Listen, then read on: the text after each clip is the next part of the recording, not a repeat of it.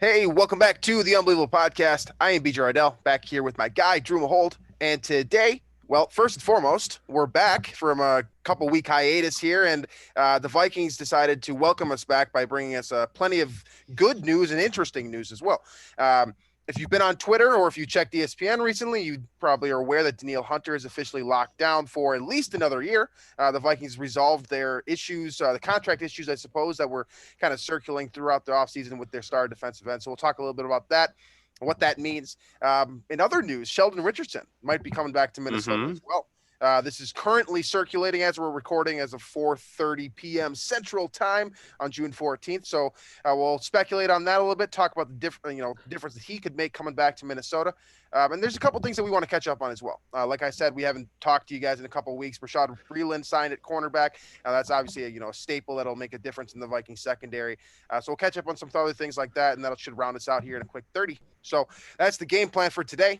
Let's get her started here. So Danielle Hunter, first and foremost. Of course, this has been a hot topic this entire summer. It's been a source of anxiety and angst from Vikings fans in general. I think that it's been a little bit dramatic to some extent, but when you're talking about arguably the best player on your entire roster, I kind of understand the dramatics with Vikings fans and the concern that us and you guys alike have had about the situation. The good news is that there's a pretty stiff conclusion here. We know exactly what's going to happen. We have a pretty good idea of what the future holds for Danielle Hunter as well. But essentially speaking, Danielle Hunter will be in purple, not just for practice this summer, but for sure for the games starting in 2021. And the Vikings will have the opportunity to kind of evaluate the situation after that. So, Drew, kind of looking at the situation as it stands today, what are your thoughts on the new, I guess, I don't want to say a new contract because it's kind of just like they're moving money around essentially is what they're doing. What are your thoughts on kind of the way the Vikings handled the situation? Well, I think it's exactly what both sides wanted. So essentially what happened is they turned whatever was left of Danielle Hunter's deal in a way into a 1-year contract for this year. It kind of gives the Vikings an out where there were legitimate concerns about his neck injury and still are about. Right. The neck is a spot where if you get hurt there, it can have the long-term effects. And the Vikings were probably legitimately concerned about that. And that was probably a very common discussion point in negotiations was how serious is this neck thing if you miss the whole season coming back from that? And the long-term effects are very unclear, or it seems like could be very bad for a neck injury. And so the Vikings wanted to take caution with that. But on the flip side, from Hunter's side, he's clearly one of the premier edge players in the NFL when healthy, without a doubt. And so the way it happened was Vikings basically gave him kind of a signing bonus of an extra, I think, $5.6 million this year. And in that, so then next year becomes, I believe it's 20 something mil or 20 mil, maybe 20 million on the dot. Where if he performs well this year, he's healthy, there's no more health concerns with his neck. Those are kind of relieved through the 2021 season. He can be kept on the roster next year at that number. So it's great because the Vikings are also kind of, it's anticipation for the salary cap spike, right? That's going to happen. Yep. And so in a way, the Vikings are able to, survive this sort of the shrink of the salary cap here. And then also they're kind of, they're able to make this kind of move, increase Hunter salary for next year with that added salary cap spike. So I think it works out perfectly for both sides. Vikings retain one of their premier, if not the best player on the roster.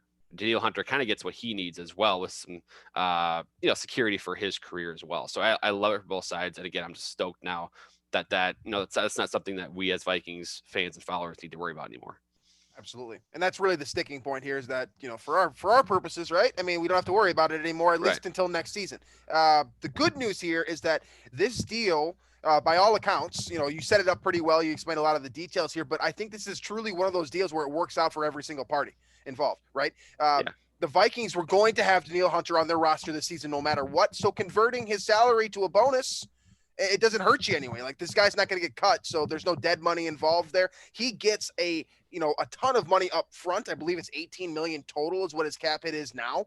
So he's going to be getting paid close to his value. I still think he's probably worth like in that 20 to 24. Yeah, he is. When healthy. The injury concerns may bring it down a tad, but when healthy, the guy's a stud. Obviously. Absolutely. And so then on the flip side of that, what you just mentioned then is that the Vikings also kind of have this ability here where they are going to have to pay this guy no matter what. He's going to be on the team this year, but now they have the option to get out from underneath it, assuming something is bad, right? Yeah. We're talking about a neck injury. Anytime you're talking about a neck injury is dangerous, right? I mean, this is a type of injury that shortened, if not ended, Peyton Manning's career.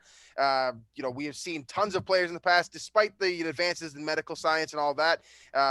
Neck injuries can really change who you are as a player, mentally, physically, a lot of different things. So you get to see Danielle Hunter play 17 football games at least this season, get a good read on what type of player he's going to be coming out of this. I think a lot of us fully expect that he's going to be, the superstar defensive end that was ascending throughout his early 20s, and that trend will continue into, potentially even his early 30s. And I think he's going to be, maybe a Viking for life, hopefully. That's kind of the situation that you have here now, is that either this guy is going to get paid $20 million next season, which again, I still think is a little bit low, or the Vikings are going to have to give him a new contract or release him. So either way, this guy is going to get what he wants. Mm-hmm.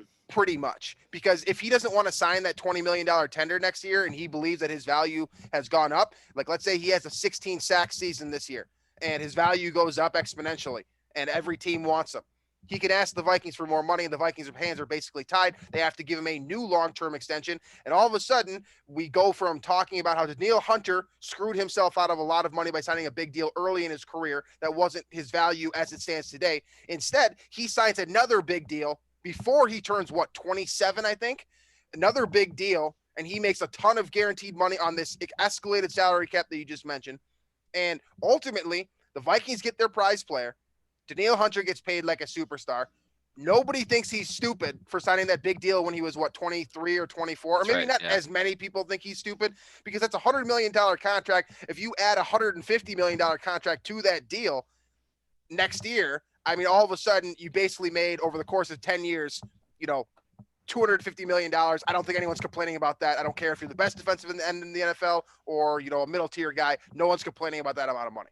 So I think this really smoothed over well. And considering the fact that all of us, myself included, someone who I like to think is pretty level-headed with this stuff, was very nervous that he might not ever be in a Viking uniform. I don't think there was concern that he had, issues with the organization or anything like that. People were saying that stuff, though. That was out there. It was out there with what he's liking on Instagram and taking Viking stuff off his page. I don't buy a ton of that stuff, but there was rumors out there. But I think honestly what just happened is he and his agent realized, we kind of made a mistake here, and they were able to leverage that even with the neck injury into kind of a better situation for him, which kind of speaks to maybe how much of a mistake the first deal was. But kudos to them for kind of figuring it out and getting Danielle on a better path, I think, for his future here. But again, in terms of football now, right? I mean, we're talking about this Vikings defense that has, everybody's healthy week one, but you get Kendricks back, you get Barr back, and now you have Danielle Hunter, the contract solution resolved, should be good, knock on wood with the health. So you get a bunch of key pieces back, which is very much reason for optimism for the Vikings. And now we can, discuss a potential another piece yet added to this Vikings defense on the defensive line, even, which has got me excited because, that defensive line is already loaded.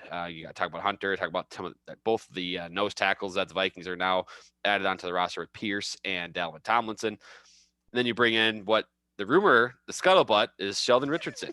The scuttlebutt. I love that word. The scuttlebutt is Sheldon Richardson, and the Vikings are close to a deal. He was on the Vikings roster in 2018. Very effective player then. Probably lost a little bit of luster since, but still, I think a huge upgrade from what the Vikings currently have to offer at 3-tech. Right. So another kind of facet of this Danielle Hunter move, shift of money, right, is it frees up some salary cap, gives the Vikings more options. And it seems like they're going to exploit that option immediately with Sheldon Richardson here. So credit to, I believe it's Jack Day. K-fan, yeah. Yeah, not super familiar, but he was the first one on this, and then it was confirmed by Ian Rappaport, I believe. So this is real. Sheldon Richardson is negotiating a deal with the Minnesota Vikings. Now, nothing has been confirmed in terms of, has he signed on the dotted line? No one knows the dollar amount or anything of that nature. But in terms of kind of projecting what this does for the Vikings offense, right?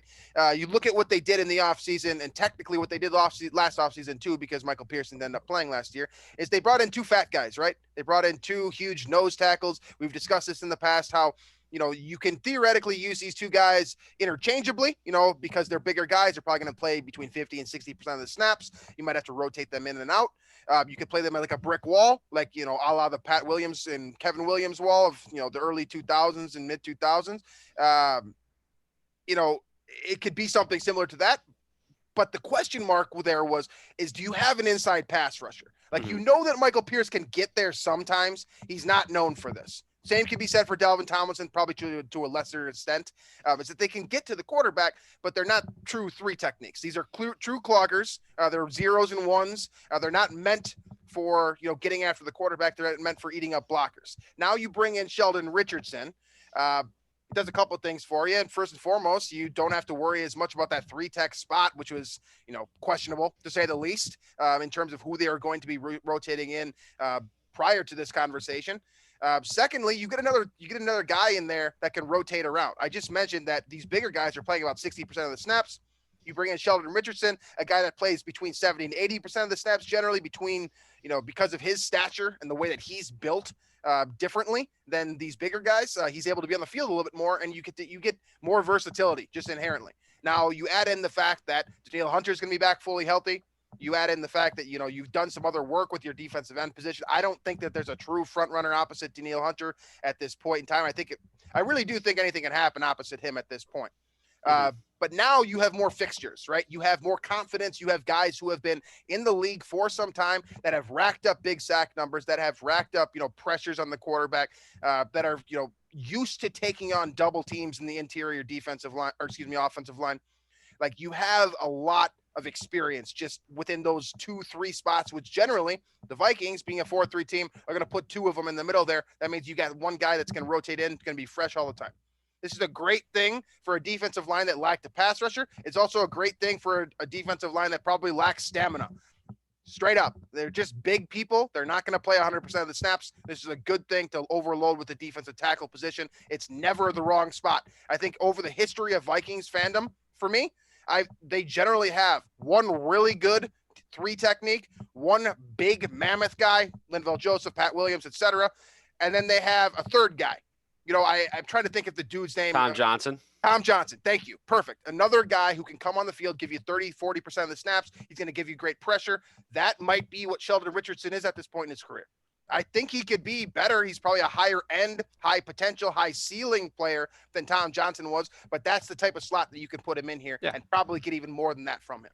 Which I think I think as a whole, we kind of underestimated or undervalued the importance of Tom Johnson to those big Zimmer defenses in 2017, 2018, 2016. But I mean, I think three tech was a huge spot they needed to address. A lot of inexperience there. A lot of guys that had played nose that now we're going to be kind of moving to three tech to kind of fill that spot.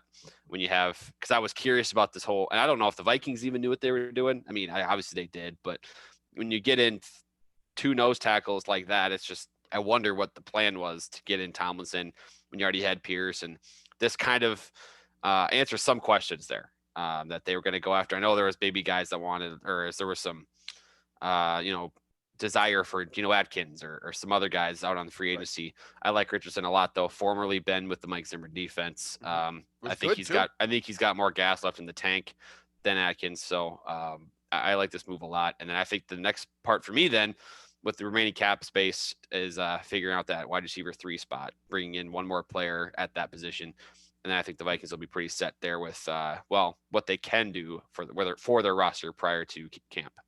Absolutely. Yeah, this gives you a really solid front seven with even higher potential. Keeping in mind, of course, that they have Janarius Robinson. They brought in Patrick Jones. They have 2 rookies that are going to be on that opposite side of the defensive line from Hunter. And they're going to have more leeway now, right?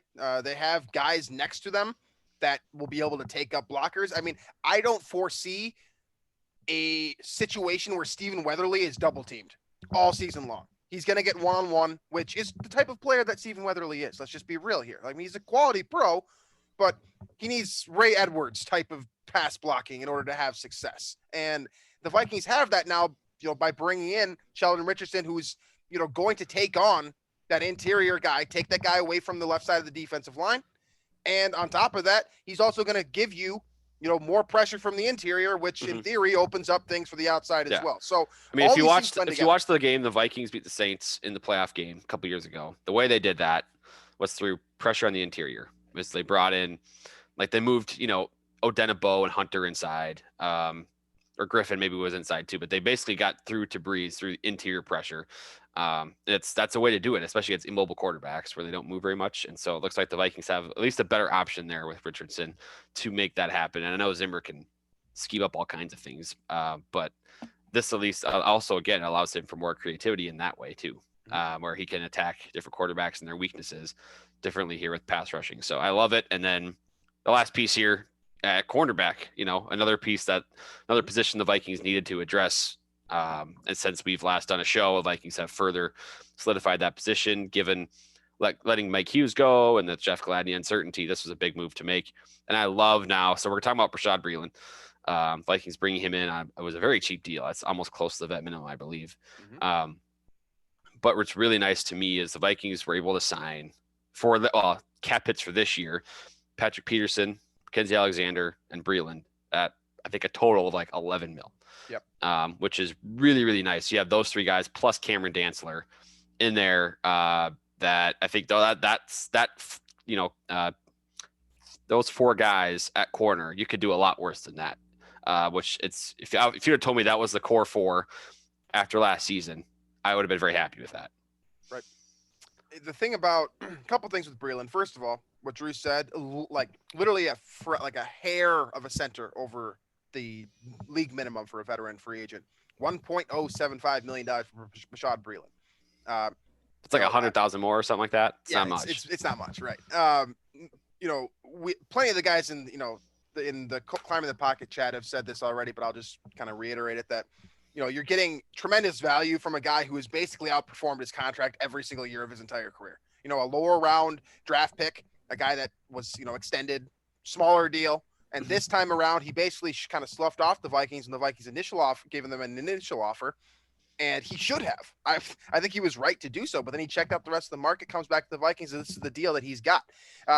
Couple things with that deal, too, is that this is kind of like a play for more money deal. He's going to have the opportunity to get snaps here because, you have Patrick Peterson, he's going to be your number one corner just inherently, right? Like he may not be the best on the roster. He's going to be in your inherent number one corner starting this season.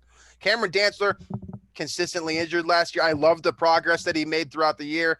But you have to be concerned about the longevity with this player, given that he's built like Xavier Rhodes and he's getting hurt more than Xavier Rhodes. So it's like a little question there. I think this is a good depth signing in that regard as well, because Breeland is known for being able to play both on the outside or in the inside. So that gives you basically, I know that Peterson's not the same guy he used to be. I know that Breeland's not a top flight corner, but he's a good player. It gives you two traveling cornerbacks that can literally move all the way across the field in any capacity. They can cover your big guys, your small guys, and they can cover your tight ends.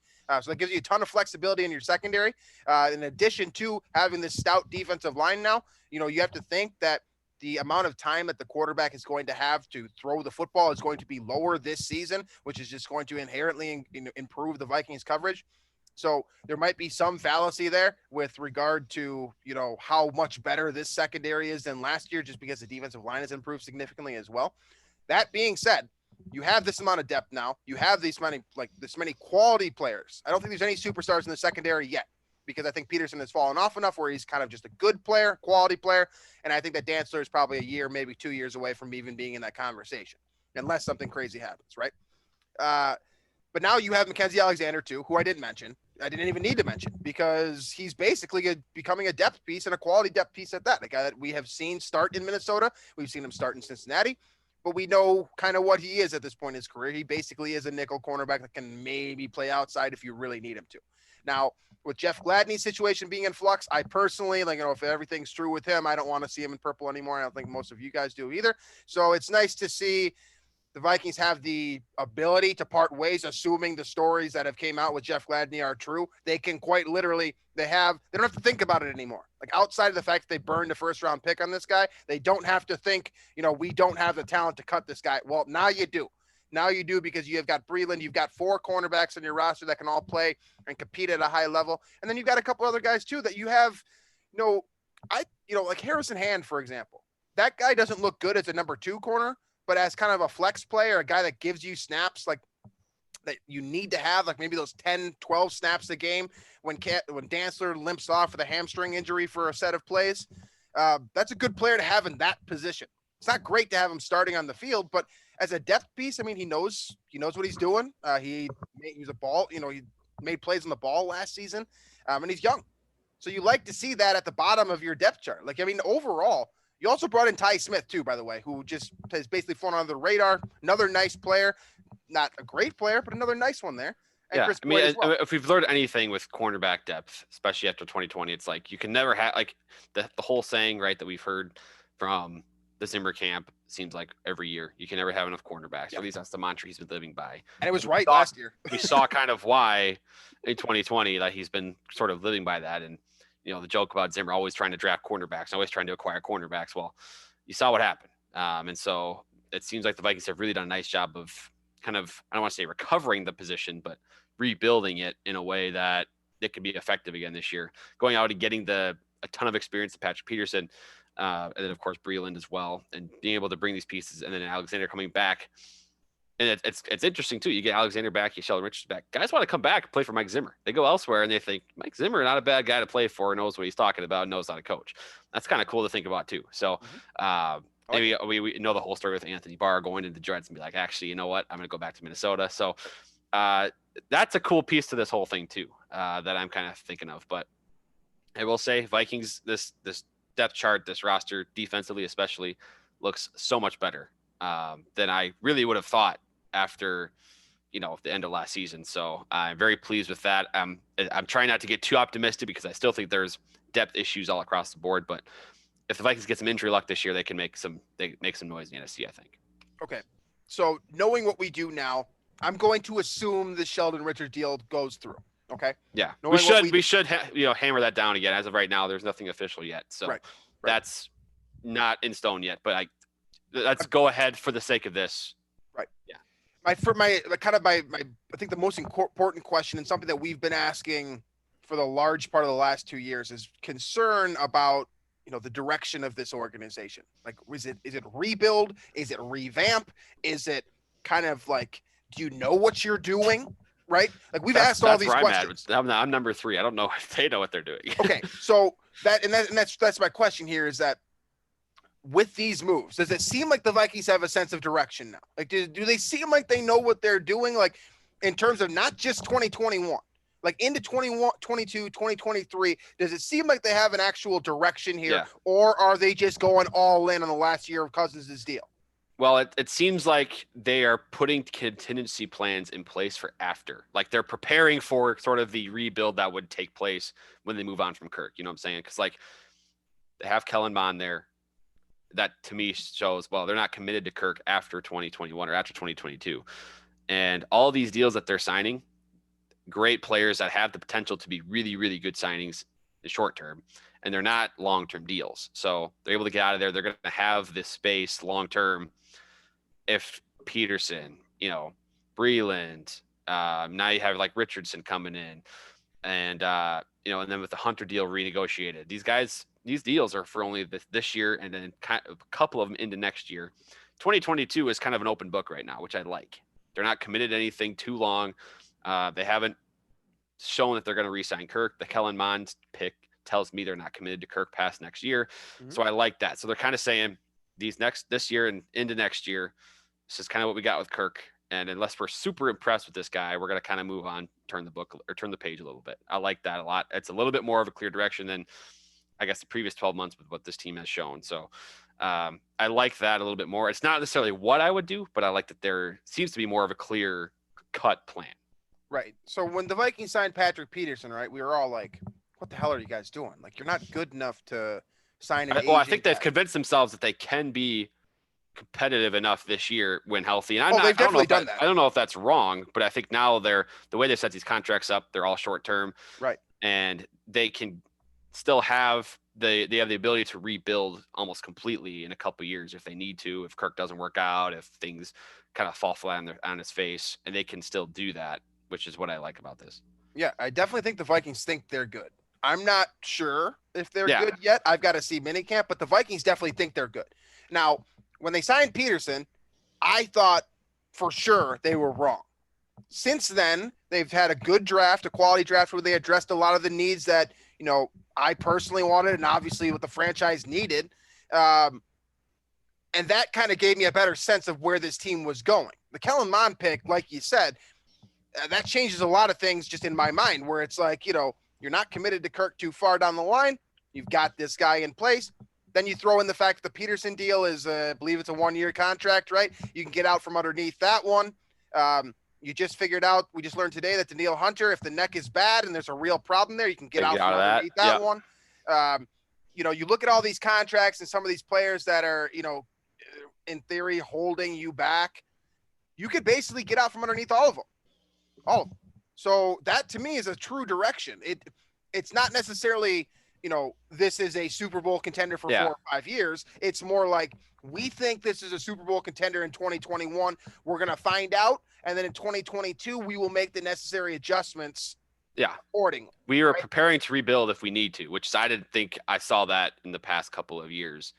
When it seemed like, at least my hint, it didn't seem like to me the roster was good enough to put off rebuilding, right? And at least seems like now they're kind of preparing to do that, which I am a big fan of.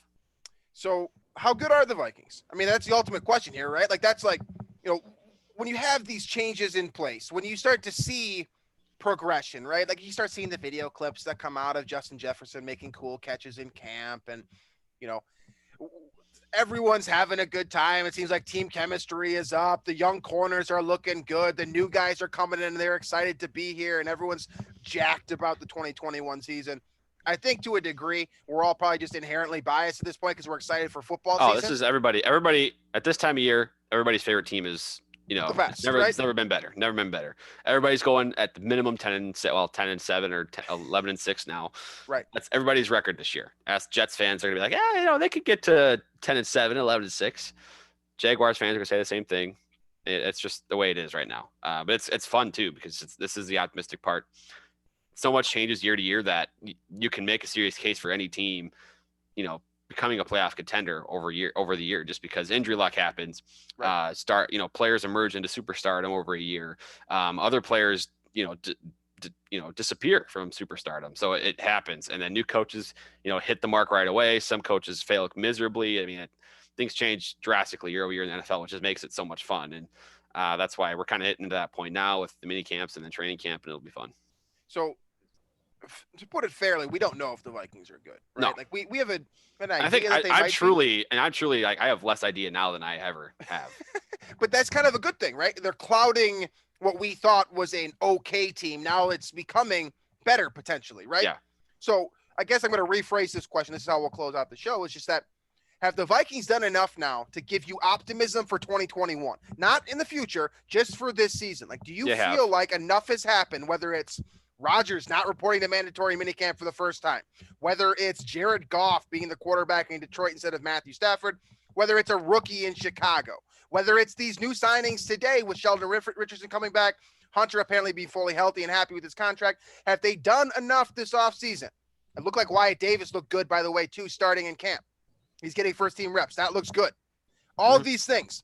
Are you excited now? Like, do you have real optimism that this team could be good? Now, if I'm throwing a party if Rodgers somehow gets traded. So that'll be the next part. Like, that's sort of the next piece of anticipation. Like, I think, Hunter today, the official signing, was probably the most impactful move the Vikings have made this offseason. Yeah. I mean, whether it's including signing Peterson or any of the draft picks, I think Hunter was the most impactful one right now. Rodgers would take the cake, though, if he's traded. So that's kind of the next piece I'm looking forward to, and it's a real shame he hasn't reported yet. That's definitely something we will be keeping an eye on. I mean, you're right. Like, for as funny as it is that it literally doesn't, quote, affect the Vikings organization, it really affects the Vikings. It really does. It really does. It affects the immediate future. It affects the future. It affects, my general perception and happiness. I mean, like, it affects everything. And Rodgers, stay home. That's fine with me. Like, the Vikings are maybe Jeopardy hasn't picked a long-term host yet, I don't think. So, I mean, the Vikings might be a 12-5 team if Aaron Rodgers stays home, because I don't think the guy that they have that they think is going to replace Aaron Rodgers is a good quarterback. I don't think Justin Fields is going to be good enough this year to truly contend. I don't think Jared Goff is good, period. I think the Vikings could win 6 games in the division, which means that they would just need to win 6 other games to get to 12 wins. How many? What is that? 11 other games. So yeah, I mean, if they go 6-5 outside the division and 6-2 inside the division, I think that's plausible right now. I have real optimism here. I'm excited. But the second that Aaron Rodgers walks back into camp, it's going to go down a little bit. But for the time being, I think this is exciting. I think this team is capitalizing, which is something that we ask them to do. You know, they went out and they fortified the offense. They got, you know, they got more playmakers there. They've got arguably a top 6. You know, what do they call them? Like triplets or whatever. You know, the quarterback, running back, and wide receiver. They got a top 7-ish combination there between Jefferson, Thielen, Dalvin Cook, and Kirk Cousins. On defense now, I mean, there's got real depth at a couple positions that we were very concerned about not just 2 months ago. Like this team could be good, and I think special teams is going to be the heel again because we haven't talked about them yet. But that's right. We got a kicker competition, don't we? Yeah, we do. I'm sure that's something we'll talk about in the near future here. But for the time being, we'll leave you guys at that for today. Let us know what you think. Do you think the Vikings are good now? Are you excited about this, you know, kind of where they stand as of today? Or did that sense of relief hit you the same way it hit me when you saw that Danielle Hunter tweet from me in Rappaport? If it did, drop us a comment in Daily Norseman. Let us know on Twitter, whatever have you. We like hearing your thoughts. It helps us with the show. Make sure to check us out on Daily Norseman. Like I just said, the Climbing the Pocket team has been producing a lot of different content too. Videos, written articles, all kinds of stuff. So make sure to check out that network and what the rest of the guys on the team are doing. And as for us, we'll be back next week here. We're starting moving into actually, you know, the fun part of the off season where we're not just trying to come up with random stuff to entertain you guys. So we'll have some, you know, actual stuff to discuss. So that's exciting stuff. We hope you guys are enjoying the show, and we hope that you're glad that we're back here. And we will see you soon, I think. So anything you got? Any final thoughts that you have here before we close it out? I did have the pleasure of watching some Vikings play hit some tee shots. Oh yeah, tell us about that. The Mike Zimmer Golf Classic. I was hosting the long drive competition on the 9th hole at Bear Path, and I watched Harrison Smith take away the title. 349.6 yards. It's just a bomb. He wiped Adam Thielen off the leaderboard on the very last tee shot of the day. Thielen hit it like 330 or something. But it's funny that there was an absolute wide range of players. Thielen, I think, was clearly the best guy in terms of his playing ability. Patrick Pearson got a good swing. But then you got... Who's the worst? So BC Johnson, I don't think he's the worst, but he may have had the worst drive because he hit it like a little ground ball to second base. He's a lefty too, which that's nothing wrong with being a lefty, but there's BC wasn't great. Kellen Mond, it might've been his first time playing golf. Jake Browning, it had an ugly little slice there too. I mean, Brian O'Neill can rip the ball too. So I'm shocked. Big, strong dude, but that was fun. It was fun to watch them all tee off, and that was good. But Harrison Smith, long drive of the day, wasn't really close. Just blew everything out of the water. Carried it 325, total yards 350. There's your winner. He's a lefty too, by the way. There you go. Little unbelievable podcast exclusive there from Drew. Exciting stuff. Yeah. So anyways, iTunes, Stitcher, Google Play, Spotify, wherever else you listen to your podcast, that's where you can find us. Until we talk to you guys next, enjoy your week. Enjoy this kind of rush of Vikings optimism. And we will talk to you guys soon. Here's the recording button. There it is.